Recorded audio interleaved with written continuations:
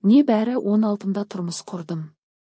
9-ды бітіріп аттестат алмастан күйеуге тиіп кеткен мен, 30-дың 7-сіндегі бір немерелі әжемін.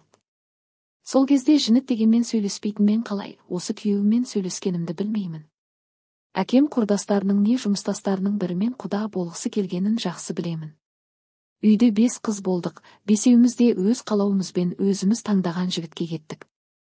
Бір күні әкем шай ішіп отырып, жұмысымдағы пәленше бар ғой, аты есімде жоқ, соның баласымен танысып көр алды құда. Болып қалармыз кім білсін деді. Әкемнен бұндай сөз естіп көрмеген, менің төбемнен біреу мұздай су құйып жібергендей болды. Шай ішпеймін деп тұрып бара жатсам, әкем бүгін келеді екен танысып біліс деп тағы ескертті. Мен үнсіз кетіп қалдым. Содан біраз жата тұрайыншы деп түсте ұйықтап қалыппын. Жеңгемнің Еркежан тұр деген дауысынан ояндым. Бізде жеңгелер қайынсіңілдерін атымен атамайды, сондықтан үйдің кенжесі мені Еркежан дейді. Не болды? Десем ананы қараш деп терезеден көше жақты меңзеді. Қарасам костюм шалбарда бір жігіт тұр, қолында букеті бар. Менің шашым алба-жұлба, ол кезде күйеуімді танымаймын да ғой. Не істерімді білмей біраз тұрып қалдым. Жеңгем бар таныс деп қоймайды ғой. Аяғыма резеңке тәпішкемді ілдіріп алып, алба-жұлба шашыммен шықтым ғой. Ал айта бер дедім. Олда сасқаннан папам жіберіп еттемесі бар ма? Папам барда танысып гүлді бер де қайт деді ма дедім. Иә деп ыржиып тұр. Қолындағы гүлді алдым да сол жерге бір шетке қоя салдым, болды кете бер дедім. Атыңыз кім деп бастап жатыр еді. Мен сразу қашан үйленеміз дедім. Ол үнсіз иығын қысты. Онда папаңнан сұрап кел, иә дедім де үйге кіріп кеттім. Гүл де сол жерде қалды. Үйге келсем жеңгем, мә Еркежан гүлді алып келші деп қоймайды ғой. Сөйтіп жеңгем гүлді өзі алып келіп алыпты. Кешкісін әкем жұмыстан келіп, ана жігітке не дедің деп аларып қарады. Жалғысы бар. Сонымен әкемнің көз қарасынан бірден түсіндім. Әкесіне барлық сөзімді қаз-қатар жеткізгені анық. Тағы да сұрады, сонымен не дедің деп. Біраз үнсіз тұрдым да. Ой папа, ол оқуды бітірсең бірден үйленейік дедім. Әкем біраз үнсіз отырды да, үйдегі телефонның тұтқасын көтеріп нөмірлерді тере бастады. Үндемей қасында телевизор қараған сымақ болып отырмын. Содан диалог кетті. Амандасып жөн сұрасты да, бірден қызымды оқу бітіре сала күйеуге бере алмаймын деді. Құда болғың келсе тыңда. Егер 2 жас бірін-бірі ұнатып жатса атастырып, сырға салып қоюға қарсы емеспін, бірақ үйленуге ерте. Қызым оқуын бітіріп, өзі қалаған мамандығын оқып, оны бітіріп жұмысқа тұрсын. Содан соң көрерміз деп өз дегенін айтты. Бірақ адамның айтқаны емес, Алланың айтқаны болады емес пе? Сол 9-шы сыныбымды бітіріп басқа жігітке тұрмысқа шығып кеттім. Оның да өз тарихы бар. Кәдімгі индийский кино болды қой. Шыр ете қалды. Бардым да жынданып тұрып. Да дедім ғой. Алло, мен ғой көршіңізбін. Дейді. Кім керек? Дедім. Сізбен таныссам бола ма? Танымайтындармен таныспайым дегенсің ғой. Онда танысайық, мен дәл қазір сізге қарап отырмын. Дейді. Не? Сүкөріп отсың ба? Дедім. Жоқ, терезеңізден қараңызшы деп қояды. Жай мен пердені ашып қарасам, үйдің қасындағы 2 этаждық домнан бір жігіт трубкасын ұстап қарап тұр екен. Телефонның тұтқасын алдым да. Мен сізбен таныспаймын деп айттым да қоя салдым. Күн ыстық, маусым айы болатын. Марқұм анам, мына жақта қой сүт сататын келіншек бар дейді, үйдегі ешкінің сүті жетпейді. Үйге адам келгенде шайға құятын 1-2 литр сүт алып қоятын деді. Содан мені сүт сататын үйді тауып сүт әкеліп қой деді. Кешкісін көшеге шығып бір ападан сұрадым. Иә, анау 2-ші этаждағы апа сатады демесі бар ма? Қарасам кешегі жігіттің үйі ғой. Мейлі дедім де үйіне барып есігін қақтым. Есікті бойы ұзын, әппақ әп-әдемі жігіт ашты. Кешегімен таныспаймын деген жігітім екені көрініп тұр, 2 езуі құлағында. Күлмегенде қайтсын, кешегі таныспаймын деп өзінше болып жатқан қыз өз аяғымен үйіне келіп тұрса. Амандастым да сүт сұрадым. Ішімнен о құдайым, неге именно осы үй деп тұрмын. Мамасы сүт құйып берді де күліп шығарып салды. Сөйтіп күнде осы үйден сүт алатын болдым. Бір күні ағамның баласының туған күні болатын болды. Үйге құда-құдағи келеді деп дастархан жаюға қамданып жатырмыз. Ол кезде марқұм папам ішетін базарға барып ішімдіктер дайын тұр, соны таксимен алып кел деді. Үнемі азық-түлік алатын дүкеніміз бар, таныс кісі. Соған барайын деп киініп жатсам, жеңгем қол сағатын ұстатты да, Еркежан мынаған батарейка ала салшы деді. Ұмытып кетпесем деп жатқанымда, жеңгем дереу қолыңа тағып алшы. Көргенде есіңе түсет деді. Мейлі дедім де тағып алдым. Үйден шығып 100 метрдей жүрдім ба жоқ па, сәл ірілеу денелі, бойы қысқалау, топ-томпақ аппақ жігіт. Сағат неше болды екен демесі бар ма? Білмеймін деп қысқа қайырдым. Сөйтсем қоймайды, қайта сұрап. Жынданып, сағатым жасамайды дедім. Жасамаса неге тағасың дейді ғой күйдіріп. Базарға дейін ізімнен еріп барды. Әлгі дүкенме келіп 4 жәшік арақ шарап алдым да таксиге отырып үйге қарай тарттым. Сүт келдің ба? Қазір деді де ішке кіріп кетті. Ал ана жігіт, өткенде атыңды айтпадың ғой. Атың кім болады дейді. Мен үнсіз сүтті күтіп тұрмын. Бір кезде төменнен тағы біреу келе жатты, қарасам бойы ұзын өткендегі жігіт. Мені көріп жымиып қояды, ішке кірсейші дейді ғой. Сөйтсем олар ағылы інілер екен. Үндемей сүтті алдым да кетіп қалдым. Кешке қонақтар келе бастады, үйде жеңгем екеуміз үлгере алмай жатырмыз. Бір кезде үйдегі су шелек толып кетіпті, соны көшеге төгейін деп шықсам манағы сағат сұрайтын көрші жігіт есігімнің алдына кеп отырып алған.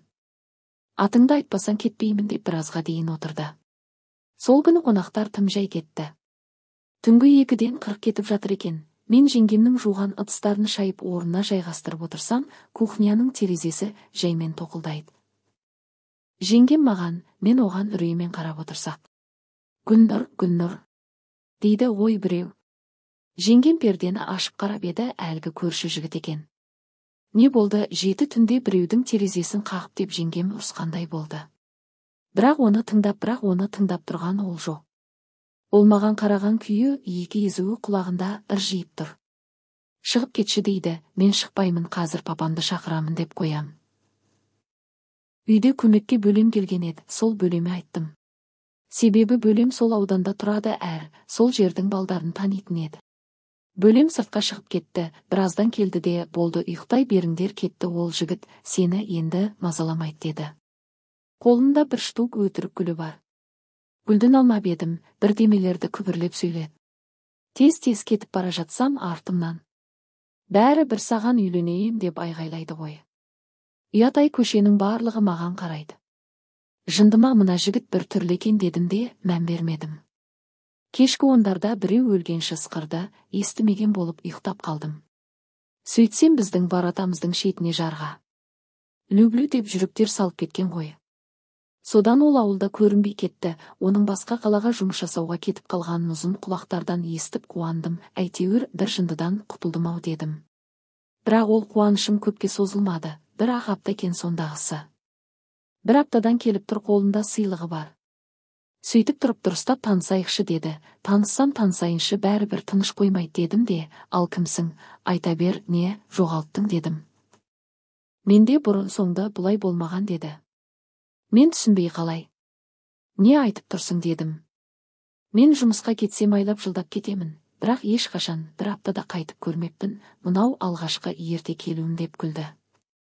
Менде аса бір қызығушылықта болмады, сөзіне қатты мән дей бермедім. Менікі жай таныса салу еді. Сонымен атын бәрін біліп алған соң, мені мазалама, мен әлі кішкентаймын дедім. Егер қоймасаң әкеме айтамын, ренжіме деген едім. Ол үнсіз тұрды да. Мен саған бір көргеннен ғашық болдым. Жұмыс жасауға қолым бармады деді. Мен бір түрлі болдым, не дерімді білмей үйге кіріп кеттім. Содан кешкісін телефон шырылдады, алсам, әлгі ғашық болған жігіт. Мен саған бір сөз айтамын болды, сонымен сені мазаламаймын деді. Иә, не айта бер дедім. Егер сенің жүрегің бос болса, мен үшін орын алып қойшы. Сен қалаған уақытта қайта ораламын деді. Мен күліп жібердім де, дәл менің жүрегімнен орын алатын, жүрегім саған автобус па дедім. Сонымен не керек, ол тағы жұмысқа кетті, бірақ сол кеткенде өзінің жан досы әрі сыныптасына мені тапсырып кетіпті-міс. Мен 9-шы сыныпты оқып жүрген кезім, ол болса арасында телефон соғып менің жағдайымды сұрап қойып жүрді. Арадан уақыт өте берді, бір күні жеңгем: «Еркежан, сені телефонға шақырып жатыр» деді. «Алло, кеше 15:30-да қайда бардың?» дейді. «Білмеймін» дедім сасқанымнан. «Кеше Менделеев көшеге барыпсың, біраз болыпсың сонда». Көшенің атын айтқанда бірден есіме түсті. Сөйттім де айналайын жеткізетін адамыңа айт, дұрыстап жеткісін дедім. Сосын: «Сізге жүрегімнен орын жоқ, кеш қалдыңыз. Қазір қолым бос емес» дедім де тұтқаны қоя салдым. Ертесіне мектепке бара жатсам, артымнан біреудің қарап тұрғанын сездім. Бірден бұрылып қарасам, кешегі жігіт сыныптасымен бірге маған қарап тұр екен. Үндемей тез-тез жүріп кетіп қалдым. Мектептен үйге келсем, есік алдында біреудің жүргенін байқап қалжым. Қарасам, манағы сыныптасы мені көрді де жүгіріп қашып кетті. «Не істеп жүр?» дедім де үйге кіріп кеттім. Үйге кірсем, тамақтың иісі деген мұрныңды жарады. Бос орынның бәрін сабақтарыма бөліп бергем дедім. «Енді звондамаңыз» деп түсіндіріп айттым. Біразға дейін звондамай жүрді. Ойладым, все болды, тыныш қойды, өз жолмен кетті-ау дедім. Бір күні бәріміз кешкі тамақ ішіп жатсақ, телефон шырылдай береді. Үйдегі жеңіл аяқ мен ғой, бәрі маған қараған соң телефонның тұтқасын алып да: «Кім екен?» дедім бірден. «Көрші жігітпін» дейді. Даусынан бірден таныдым, ең бірінші звондап танысайық деген жігіт қой. «Иә, тез айт». «Дұрыстап қазір қолым бос емес» дедім де тұтқаны қоя салдым. Ертесіне мектепке бара жатсам, артымнан біреудің қарап тұрғанын сездім. Бірден бұрылып қарасам, кешегі жігіт сыныптасымен бірге маған қарап тұр екен. Үндемей тез-тез жүріп кетіп қалдым. Мектептен үйге келсем, есік алдында біреудің жүргенін байқап қалжым. Қарасам, манағы сыныптасы мені көрді де жүгіріп қашып кетті.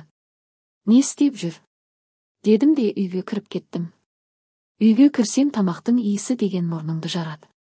Аш болып келген соң үстелге барып отыра салдым.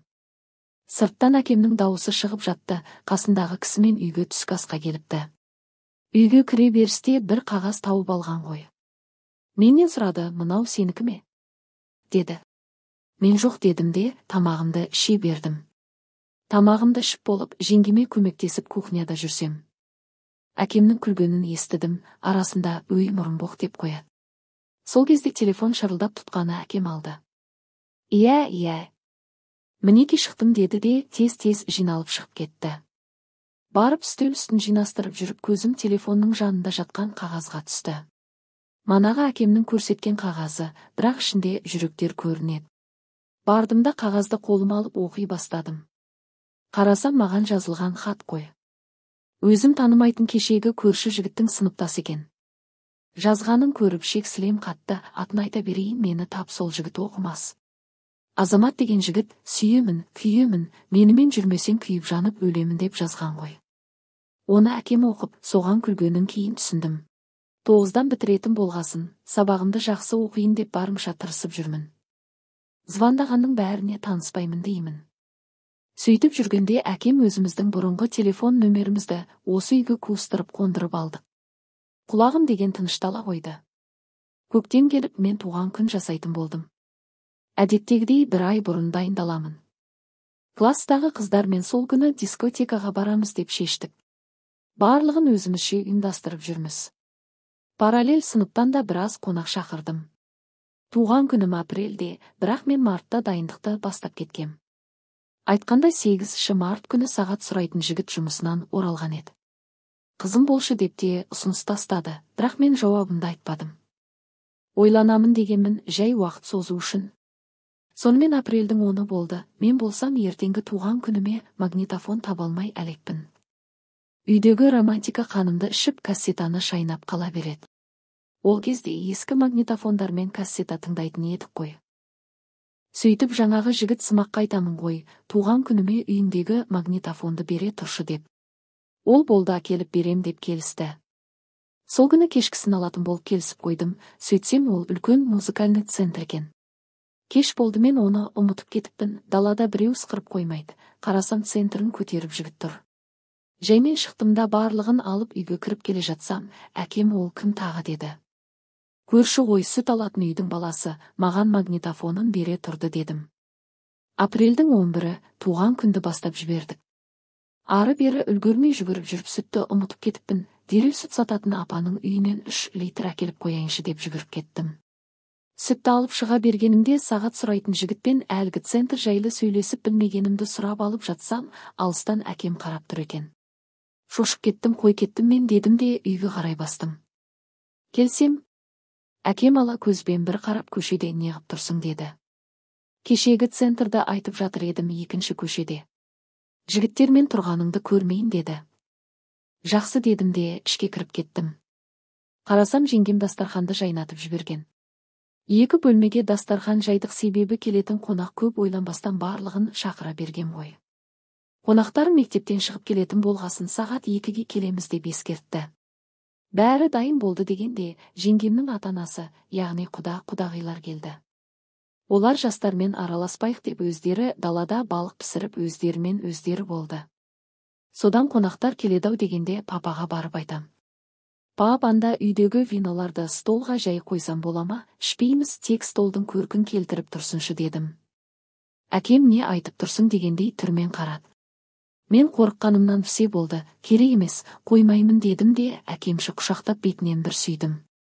Бірақ әшке кіріп шкафтағы 4 виноны, бір коньякты столға қойып қойдым. Барлығы сол винодан басталарын қайдан білейін. Қонақтар келді, шай ішіп арасында биге шығып мәз-мейрам болып жатсақ, классымдағы бір баламен параллель сыныптың баласы виноны ашып басқаларына құйып қыздырып отыр екен. Сөйтіп тост айтамыз деп шақырып алды, қарасам бір коньяк қана тұр үстелде. Мә, папаға не дейм деп тұрмышымнен. Сөйтіп тұрғанда әлгі бөлем құттықтап кіріп келді, қасында 3-4 досы бар. Сол ауылдың жігіттері, оның арасында сағат сұрайтын жігіттің сыныптастары да бар екен. Олар қолдарына шампанское алып келген. Үстелдегі коньякты көріп шампанское жайына қалды. Бөлем көп отырған жоқ, себебі қасындағы дос баласының да туған күні екен, соны тойлаймыз деп шығып кетті. Біз биден жіберіп жатсақ, сыртта жүрген сыныптастарым жүгіріп кіріп, Гүлнұр ана жақта бөлем біреумен төбелесіп жатыр деді. Дереу сыртқа жүгірдім, воротадан шығайын десем үйдегілер шығармай. Сөйтсем, сағат сұрайтын жігіт дос баласымен бірге жаңағы бөлеммен қасындағы жігіттерді төмпештеп жат. Барлығы не үшін төбелесіп жатқанын білмейді. Сондағысы мені қызғанып көрсетіп жатқан өнері, сол жерде бөлемнің иығы шығып кетті. Әкем, ағам жүгіріп жүріп әрең айырып алды. Бөлемді әрең дегенде ішке кіргізіп алдық. Туған күн сонымен аяқталды, дискотекаға барамыз деген едік, ол да отмена болды. Барлығын шығарып салып, жеңгеме посуда жуып көмектесіп жатсам, әкемнің Гүлнұр деген дауысын естіп дір ете қалдым. Жаймен ішке кірсем, столдың астынан бос шөлмектерді шығарып тізіп қойыпты. Өлген жерім осы шығар дедім. Жай тұрсын деп қойып едім. Деп осындай түрмен тұрғы. Жай тұрмағаны көрініп тұр ғой деді. Кешіріңізші деп сүмірейіп тұрмын. Әкем, жақсы, бүгін туған күнің ғой, бір жолы кешірейін, келесіде ренжіме, аямаймын деді. Қорқып тұрсам да күлімдеп барып құшақтап алдым. Бөлем үйде жатыр, оны папам сынықшыға барып иығын салдырып келді. Сағат 11-лерде бәріміз отырып шай ішіп отырсақ, ағам бөлемнен сұрап бастады. Мана неге, кіммен төбелестіңдер? Не болды, бәрің бір ауылдың? Атың кім деді. Ол маған бір қарады да үрейленіп тұрып, Мұратбай деді. Әкем, тыңда мені, Мұратбай, 2-ші үйдің маңына жолама, қызымның қасында көлеңкеңді де көрмейін деді. Мұратбайда үн жоқ. Жақсы деді де кетіп қалды. Ертесіне сабаққа бара жатсам, артымнан Мұратбай жетіп алды. Сенімен дұрыстап сөйлесуім керек деді. Иә. Айта бер, тыңдап тұрмын дедім. Папаң қатал адам екен, бірақ мен сенен бас тарта алмаймын деді. Мен бірден күліп жібердім де, сенімен қыз жігіт болып жүрмейміз де ой дедім. Ол сүйетінімді қалай дәлелдейін деп қоймайды. Маған дәлелің керек емес, мен сабағымды оқуым керек, әйтпесе мұғалімдер үйге мамама звондайды дедім. Мамам мен оқыған мектепте алгебра, геометриядан сабақ беретін, сол жерден пенсияға шықты. Қит етсе мұғалімдер мамама жалоп жасайтын. Сөйтіп күнде таңертең мені Мұратбай мектепке өз апаратын болды. Ол ешше ерте тұра алмайды екен, мен үшін ерте тұру керек болғасын, төсегін үйіндегі холодильниктің алдына салып алады екен.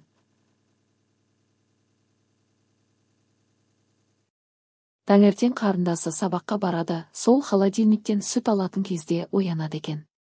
Солай жүріп бір-бірімізге де үйренісіп қалдық. Мектепке барар жолда рофтның алдынан күнде өтеміз, уже барлығы бізді танып алған. Одан мектепке тез жетіп алатын болғасын басқа көшені айналып өтеміз, ол көшеде прокуратура бар тұғын, олар да бізді біліп алған. Айтқандай қызы болуға келісім бердім, бірақ ерте үйленеміз деген ой болмады. Бір күні мектепте қыздардың бәрін жинап алып, жиналыс жасады. Біздің сыныптан 3 қызды тұрғызып қойды. Соның бірі менмін. Мұғалімдер бірінші болып маған ұрсып бастады. Сен жігітпен жүресің, басқа қыздарды да жолдан ұрасың деп. Өзің педагогтың қызысың деп біраз әңгіме айтты. Үндемей басым салбыраған күйі тұра бердім. Үйге қайтарда жігітім келді, бұл бойы жиналысты айттым. Се болды еді мектепке, жалғыз өзім келемін, сені деп қарайған сөз естідім дедім. Тағы да қайталанса үйге ата-анама мектепке шақырту қағазын жіберет дедім. Сонымен Мұратбай мені мектепке апарып әкелуін тоқтатпайды. Бір күні үйге келсем, алдымнан жеңгем атып шықты. Мә, Еркежан үйге кірме, үйде сенің мұғалімдерің отыр дейді. Аяқ қолым дірілдеп не істерімді білмей қалдым. Кірмегенде қайда барам деп қоям өзімше. Есік алдында сұстайып тұрсам, артымнан әкем келіп. Неғып тұрсың ай кірсейш деген сөзінен селк ете қалдым. Үйге амалсыз кірдім, үндемей бөлмеме кірдім де шықпай қойдым. Біраздан мамамның Гүлнұр. Әй Гүлнұр. Мұнда кел деген жауысын естіп жаймен бардым. Залға кірдім де мұғалімдермен амандастым. Сынып жетекшім маған қарап, өткендегі шақырту қағаздар қайда, мамаңа бер деп едім ғой деді. Мен оларды жыртып тастадым дедім. Бір кезде әкемде келіп жайғасты, келгендеріне рахмет, тамақ ішіп шай ішпей кетпейсіңдер. Кәнекей менің қызымды жамандай бермей шай ішейік деді, бұл мәселені өзіміз шешеміз, уайымдамаңдар деп сөзін аяқтады. Маған мамам анда бар, жеңгене көмектестеді. Ертесі әкем Мұратбайдың үйіне барып анасына ескертті. Әкеден ерте айырылып қалған. Сонымен май айында Мұратбай Ақтауға кетіп қалды, жұмыс жасап келемін деп. Ал мен 9-ды бітіріп соңғы қоңырауды да өткіздім. Ол әдеттегідей мені дос баласына тапсырып кеткен ғой. Менің әр бір қадамымды дәптерге жазып жүріпті. Бір күні кеште көйлегіме үтік басып тұрсам, Мұратбайдың сықырғаны құлағыма келе береді, есіктен шығып қарасам ешкім жоқ. Ол негізі Ақтауда тұғын. Құлағыма естілген болар деп қойдым да. Ұйықтап қалдым. Ертесі мектепке дайындыққа баруым керек. Алда біраз емтихан күтіп тұрған еді. Таңертең ұйықтап қалыппын, тұрсам жеңгем жұмысқа кетіп қалған екен. Ал ешкілер болса сауылмаған, асығып жүріп 3 ешкіні шала-пұла сауып, лақтарын босата салдым. Сөйттім де мектепке қарай ұштым ғой. Жолда асығып бара жатсам, артымда біреу жүгіріп келе жатыр. Қарасам Мұратбай екен, бірінші рет қуаныш сезімі байқалды, әлде сағыныш па білмеймін әйтеуір. Алдағы емтихандарымды бітіріп деп жүргенімде, бізді әкем тағы да бірге көріп қойды. Содан тағы ұрыс керіс басталды. Бір күні есік алдында тапшанда шай ішіп отырып, бұйырса аттестатыңды алсаң Алматыға оқуға жіберемін деді. Дәл сол кезде забордың арғы бетінде барлық сөзін естіп Мұратбай отырған екен. Содан басталды, сен кетіп қалсаң не болады деп. Сені басқа біреу сүйіп қалса қайтемін дейді. Алматы деген үлкен қала, мен сені қалай жіберемін деп тағы шықты. Күндіз күлкіден, түнде ұйқыдан қалды қысқасы. Бір күні кешкі сағат 23-терде есік алдында біреулердің күбірлеген дауысы естілді. Жеңгеме айттым, жеңгем жаймен шығып қарап келді. Сөйтсек баяғы маған букет әкелген жігіт бар ғой. Әкемнің жұмыстасының баласы, сол букетпен тағы келген ғой. Менің мектеп бітіргеніммен құттықтайын деп келіптіміз. Оны көрген Мұратбай, тыныш тұрсын ба? Сол жерде екеуі тіресіп төбелесейін деп тұр екен. Жеңгем шығып ұрсып екеуін екі жаққа жіберді. Ертесі менен сұрап қоймайды ғой, ол кім, неге келді деп. Мен ештеңе айтпадым, айтсам не боларын біліп тұрмын ғой. Сонымен июнь айында бұл мені алып қашып кетті. Сеннен айырылып қаламын деп. Жасымыз сонда не бәрі 16 мен 19-дамыз. Содан басталды әкемнің оңайлықпен көне қоймайтынын біле. Бұл мені қордайға алып барды. Мен де сонда баламын ғой, еріп кете бергем. Ал әкем болса ақтауды іздете берген ғой. Жан-жақтың барлығын тік аяққа тұрғызып. Сонымен әкем менімен араласпайтын болды. Мен үшін өлгенсің деп бірақ нүктесін қойды. Мен үшін ең ауыр кезеңдер еді. Бірақ артқа қайтар жол жоқ болатын. Неде болса бақытымнан көремін деп бір Алладан ғана барлығын жақсартуын, өз орнына келтіруін тынымсыз сұрай бердім. Бір ауылда тұру, өз үйіне бара алмау сондай қиын еді мен үшін. Үйге қонақ келіп жатса да мен терезеден ғана бақылайтымын. Бірақ әкем жоқ кезде әжем мен анамды көруге жүгіріп барып келетімін. Сөйтіп сағынышымда, мауқымда. Солай басып жүрдім. Сонда да ана жүрегі қойсын ба, мені ойлап кішкентай ініммен анау-мынау тәтті-пәтті беріп жіберетін. Бірақ телефоннан сөйлесіп тұратынбыз. Бір күні күйеуім жұмыс жасауға Ақтауға кетемін деді. Ал мен жібергім келмейді, әлі де ол үйге толық үйренісе алмаған соң өзімді бөтен адамдай сезінетінмін. Күйеуім Ақтауға кетті, көзімнің жасын бір сығып алып қала бердім. Қолдан келсе тез келуге тырысамын деп жұбатып кетті. Сонымен олсыз күндерім өтіп жатты. Үйде өзімнен бір жас және 2 жас кішкентай қайынсіңілдерім болды. Кішкентайы сәл еркелеу болғанымен араларымыз жақсы болатын. Менің көңіл күйім болмаса қолдарынан келгенше көңілімді көтеретін. Ал енем болса менің ұйықтап қала беретініме үндемейтін. Шайын дайындап енемнің жағдайын жасаудың орнына, енем менің есігімді қағып Гүлнұр тұра ғой шайыңды іш дейтін жағдайыма түсіністікпен қарайтын.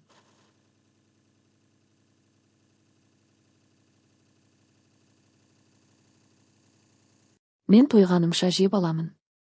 Сөйтіп жүріп 1 ай өтті, етеккірімнің келетін уақытының өтіп кеткенін де байқамаған. Келесі ай тағы жоқ.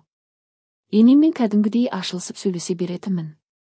Енеме айттым, етеккірім кешігіп жатырма жоқ десем сенің сәбіз жеймін дегеніңнен білгем деп жымеді ғой. Онда аяғың ауырлаған ғой, байқап жүр ауыр көтерме, үйде қыздарға айт көмектесет деді. Мен не қуанарымды, не жыларымды білмеймін, бұрын соңды басымнан өткізбеген сезім. Біресе іштей қорқамын, бірақ неден?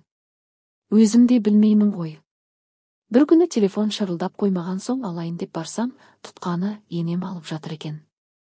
Ар жағынан күйеуімнің дауысы жаңғырып тұр. Тұтқаны алып жаңалығымды айтқым келіп ақтыр. Бірақ енем сөйлесіп.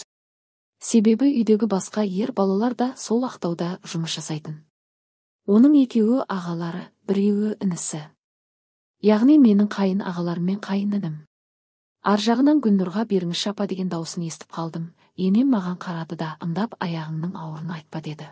Мен аллоу дей бергенде күйеуімнің картасындағы ақшасы бітіп қалып телефон шүйкілдеді де қалды. Бір ызам келді дейсің. Бөлмеме бардым да жылап жаттым. Сөйтіп жатып ұйықтап қалыппын, бір кезде қайынсіңлім жеңеше сені телефонға деп айғайлаған дыбысынан оянып жүгіріп бардым. Күйеуім екен, қатты қуанып кеттім. Ол кезде енем сыртқа шығып кеткен ғой. Ықымдегіні айта алмай жатырмын, оның сұрақтары толассыз келіп жатыр. Мен тек иә, жоқ деп өзімнің ішімдегіні айта алмай жатырмын. Бір кішкентай қайынсіңлім трубкаға жақындап тұрып айғайлап айтты ғой. Жеңешемнің ішінде бөпесі бар деп. Тоқтамай сөйлеп жатқан күйеуімде үн жоқ. Тып-тыныш болып қалды. Мен алло деймін. Бір кезде дауысы өзгеріп кеткен. Рас па? Деді. Иә дей бергенім сол еді. Оның жылап тұрғанын даусынан байқап не болды дедім. Қуанып тұрған жоқсың ба? Жоға неге? Тек осы күнді әкемнің көре алмайтыны өкінішті деді де үнсіз қалды. Сөйтіп тұрғанда тағы үзіліп қалды. Сол күні түнімен ұйықтамай бір жылап, бір күліп таңда атырдым. Тағы 1 айды өткізіп барып күйеуім сюрприз болып келді. Екеуміз мәзбіз, ішімде бала барын ұмытып өзім балаша ойнап кете берем ғой. Үйге де үйренісіп өз емдегідей еркін жүре бастадым. Тек өз әкеммен араласпайтыным жаныма бататын. Сонымен емханаға тіркелейін десем мені әлі қабылдай алмаймыз дейді. Не бәрі 16-дасың деп өздері не істерін білмеді. Сонымен емханаға да бармай қойдым.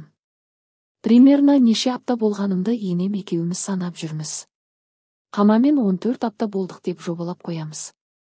Әйтеуір токсикоз ештеңе жоқ, оның қандай болатынын да білмеймін ғой ол кезде. Бір күні жиендеріміздің сүндет той жасағалы жатқанын естідік.